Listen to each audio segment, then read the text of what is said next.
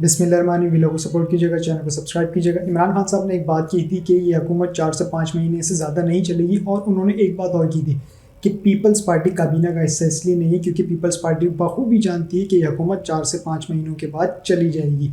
अब इसी से मिलती जुलती स्टेटमेंट पीटीआई के अहम रहनुमा ने जो दी है वो मैं आपके साथ शेयर कर देता हूँ। और इसके अलावा अटॉर्नी जनरल ऑफ पाकिस्तान ने भी एक खतरे की घंटी बजा दी है। उन्होंने भी एक बात कही है, वो कहते हैं कि अगर रेफरेंस आया जजिस के ख़िलाफ़ तो मैं मुस्ताफ़ी हो जाऊंगा। और फैसल वाडा जिसका शुक्रिया अदा करना चाहिए था उसका तो किया नहीं, लेकिन अल्लाह का ज़रूर कर दिया। और ऐसा क्या कहा कि काशिफ अब्बासी ने भी अपने सर पकड़ लिए। ये तमाम तफसीलात पहले देखें, उसके बाद इस पर तबसरा करता हूँ।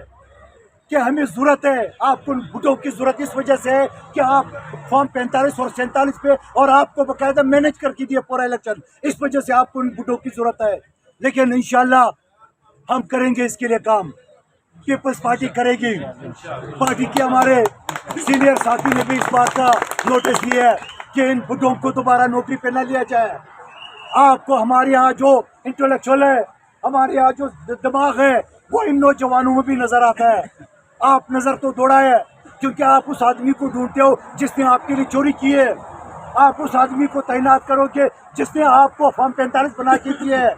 ये सारे ड्रामे हम इंशाल्लाह यहाँ से सुप्रीम को आज हमारी अब बहस मुकम्मल हो गई है।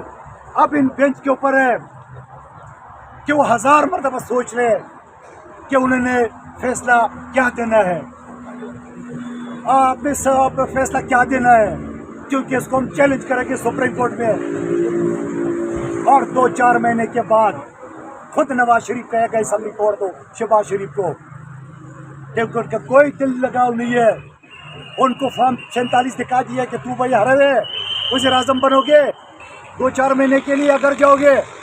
ये बताइए कि क्या चल रहा है। ये मौलाना की स्टेटमेंट आज आपने सुनी होगी, उनकी तकरीर भी सुनी होगी।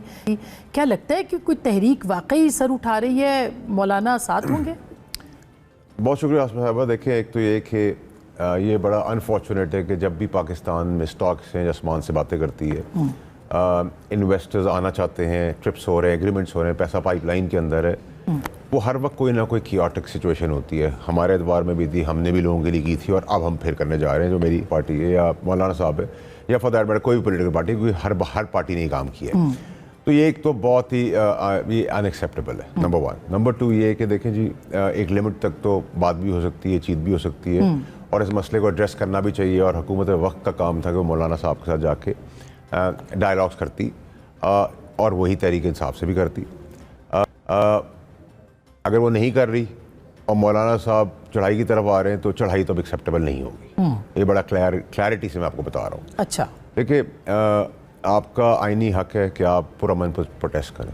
बदमाशी और गुंडागर्दी अब कोई भी नहीं कर सकता, और स्पेशली जब एक इकोनॉमिकल मेल्टडाउन की सिचुएशन में आप हैं और बड़ी मुश्किलों से रिवाइव हो रहा है आपका मुल्क, और SIFC के तहत जिसको चीफ लीड कर रहे हैं, तो credit goes to the chief, ठीक है, चीफ आर्मी साहब लीड कर रहे हैं। तो उस दौरान सभी, हम भी लाइट इन द टनल उन्हीं की तरफ देख रहे हैं, और हम भी कोशिश करेंगे कोई कंट्रीब्यूशन कर दें और अपने डिफरेंस या पोलिटिकल डिफरेंस भी थोड़े साइड करके आगे बढ़ने की कोशिश करेंगे, मुल्क को भंवर से निकालें। लेकिन मौलाना ने ये भी कहा है कि अगर हमारे रास्ते में कोई आया तो फिर वो पाश हो जाएगा। फिर उसको देखिए, ये पाश करने वाली बातें जो है ना, ये पहले भी हमने बहुत सुनी है, और पाश उन्हीं बातें करने वालों को होते हुए देखा है और देख रहे हैं। तो रियासत से तो कोई टक्कर ले नहीं सकता, पूरी दुनिया में कोई नहीं ले सकता। आप अमेरिका में रहकर फुल्ली डेमोक्रेटिक कंट्री होने के बाद भी वो आप CIA से टक्कर नहीं ले सकते। जो क्लैरिटी होनी चाहिए, आप ना रियासत के ऊपर बंदूक उठा सकते हैं, ना आप जज के ऊपर बंदूक उठा सकते हैं। कुछ नॉर्म्स हैं जो आपको डेमोक्रेसी के साथ लेके चलने होते हैं, आज़ाद मुल्क के अंदर। कोई बनाना रिपब्लिक तो है नहीं कि आप जब चाहे उठा लें, चढ़ाई लें और चढ़ा देंगे। रियासत के ऊपर कैसे चढ़ाई कर सकते हैं, या लॉ इन्फोर्समेंट एजेंसीज के ऊपर कैसे कर सकते हैं। पुलिस वाले भी जो है वो हमारे अपने बच्चे ही हैं, अपने भाई हैं, अपने बच्चे हैं।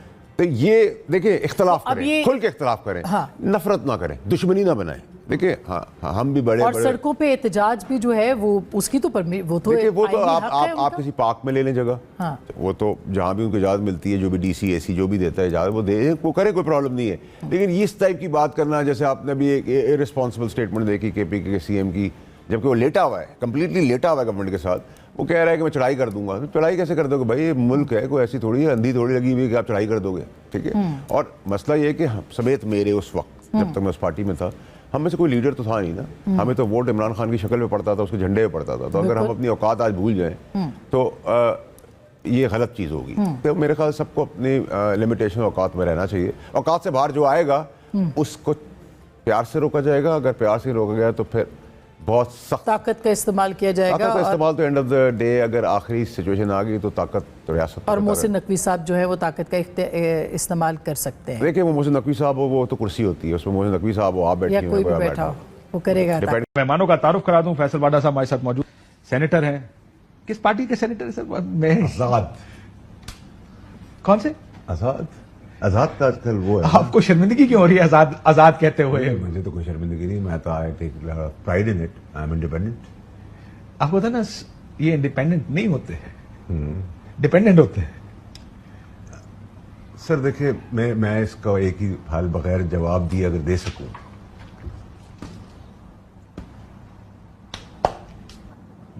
This is the way forward. आप मुल्क को चलने नहीं दे रहे, प्रॉब्लम ये है। अगर आजाद नहीं आते, आप क्या कर रहे थे? दोबारा करें। अल्लाह में से मांगे, यूं किया और आप जीत के निकल आए।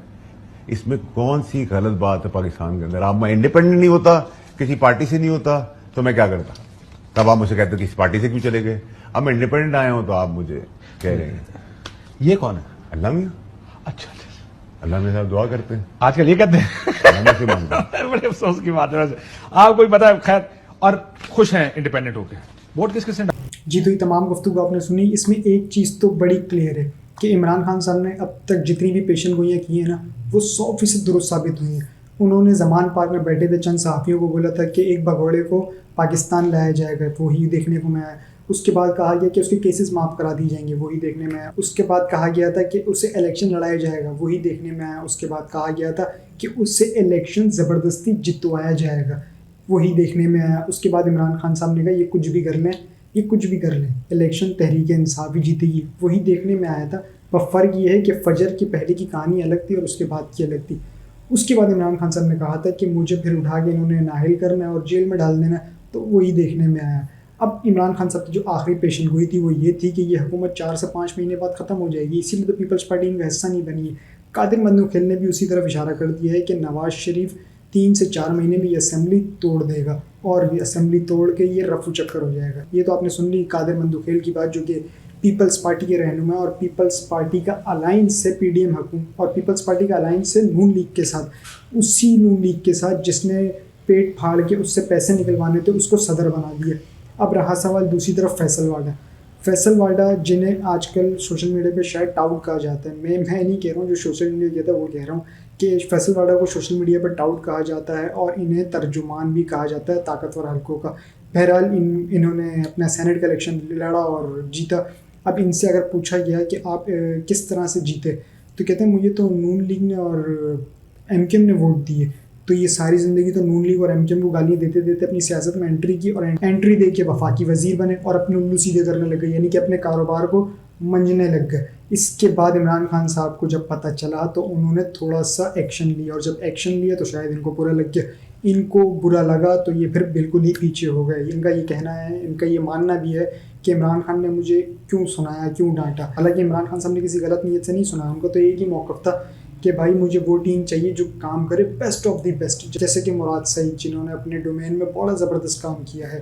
बहरहाल ये इस वजह से उनको थोड़ा सा किनारा कशी किया गया और जिस पर उनको थोड़ी सी अख्तलाफात भी पैदा हुए और उसके बाद इनके राब्ते हो गए ताकतवर हलकों के साथ और उस ताकतवर हलकों ने फिर इन्हें सेनेटर मुंतखब कर लिया। इन्होंने अल्लाह का तो शुक्र अदा किया, आपने देखा होगा काशिफ अब्बासी के प्रोग्राम में, वैसे भी इन्होंने शुक्र अदा किया है, लेकिन नहीं किया तो सिर्फ एक का नहीं किया और वो है ताकतवर हलके। उनका क्यों नहीं किया वो ये बेहतर बता सकते हैं। हालांकि अल्लाह के बाद शुक्रिया अदा करना इनका हक था कि उधर भी उनका भी शुक्रिया अदा किया जाए, लेकिन इन्होंने नहीं किया। बहरहाल इनकी मर्ज़ी है। अब सेनेटर तो बन गए हैं, सेनेटर बनते ही इन्होंने एक बोंगी मारी और वो बोंगी ये थी कि कहते हैं कि ये ऐसा मुमकिन नहीं हो सकता कि हमारे ही बनाए हुए कानून हम पे ही इम्प्लीमेंट हो। तो आप अब ये आवाम के लिए ही लाएँ कि अब आपने देख लिया कि ये आपको किस तरह से कीड़े मकोड़े रहेंगे, क्या कीड़े मकोड़े समझते हैं, या तो आपको ग़ुलाम समझते हैं। और इमरान खान को कहा था कि आपको ग़ुलाम बनाने की साजिश की जा रही है। मुझे इनसे ये तवक्को नहीं थी कि ये स्टेटमेंट ये बोलेंगे। कवानीन किसके लिए बनाए जाते हैं? सबके लिए, जो सब पे लागू हो, चाहे वो अमीर हो, गरीब हो, फिर चाहे सैनिटरी क्यों ना हो, फिर चाहे वज़ीर आज़म और सदर पाकिस्तान ही क्यों ना हो, सबके लिए होते हैं। ये किस तरह से बोल सकते हैं कि ये अवाम तो ये कानून तो हम पे लागू ही नहीं हो सकते, हमारे बनाए हुए कानून हम पे ही लागू किए जा रहे हैं, तो फिर किस पे लागू करें? चोरी डकैतियाँ नहीं मारते, हेरा फेरी नहीं करते, तो आप पे कुछ भी नहीं होता। जिन्होंने नहीं किया उन पे आपने ठोक ठोक के कानून का बेड़ा गर्क कर दिया। ऊपर से उसमें भी आप शिक्के डाले जा रहे हैं कि नहीं यार इसमें ये शिक भी डालो, इसमें ये शिक भी डालो, कि 200 नहीं दे रहा तो चल 500 देगा, 500 नहीं दे रहा तो 1 लाख देगा। शिके करते करते आपने आइन की धज्जियों पे धज्जियाँ उड़ा दी। आखिर में जाते जाते एक छोटी सी अपडेट ये दे दूँ कि इमरान खान साहब ने 26 तारीख को बाहर आ जाना था, 26 से 27 तारीख को जिस तरह से केसेस चल रहे थे, पर वो नहीं आ सके क्योंकि उनके जितने भी केसेस थे कुछ में वकील पेश नहीं हुए। जब वकील पेश हुए तो फिर गवाहान के लिए मसला, जब गवाहान पेश हुए तो फिर कहा मज़ीद गवाहान आएंगे। इस तरह करते करते समाज सारी मुलतवी कर दी हैं। तो इस वजह से थोड़ा सा डिले हो गया, लेकिन कौन तैयारी करे और मिठाइयों की भी तैयारी करे, पॉपकॉर्न की भी तैयारी करे, क्योंकि इन सब की चीखें निकलने वाली हैं और आपको मिठाई खाने का वक्त अब मिल चुका है। तो आप तसल्ली से पॉपकॉर्न खाएँ और मिठाई पे नज़र रखें, क्योंकि बहुत जल्द आपको खुशखबरी मिलने वाली है। रहा सवाल इमरान खान साहब का, तो किसी के पास प्लान बी हो ना हो, किसी जमात के पास हो ना हो, एक के पास प्लान बी है और वो लगभग उस पर काम भी शुरू हो चुका है। अच्छा, ये कोई डील नहीं है, ये मैं पहले ही बता दूँ, ये कोई डील नहीं है। उस पर काम शुरू हो चुका है, 1 महीना इस चीज़ को गुजर चुका है। आने वाले वक्त में आपको इसके असरात नज़र आएंगे और वही असरात आपको मिठाई खाने पे मजबूर करेंगे। अब तक के लिए इतना ही जी। अपना और इस चैनल का ख्याल रखिएगा, चैनल को सब्सक्राइब जरूर कीजिएगा। अल्लाह हाफिज़।